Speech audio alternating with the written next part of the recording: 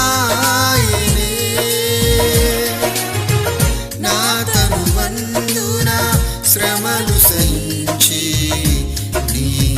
వారసుడానైతిని నీ శ్రమలలో పాలుందుటయే నా దర్శనమాయనే నా తనువందున శ్రమలు సహించి నీ వారసుడానైతిని ఆహా నా ధన్యత ఓ నా భాగ్యము ఏమని వివరింతును ఏమని వివరింతును ఆహా నా ధన్యత ఓ నా భాగ్యము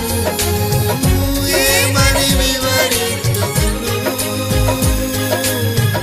ఏమని వివరింతును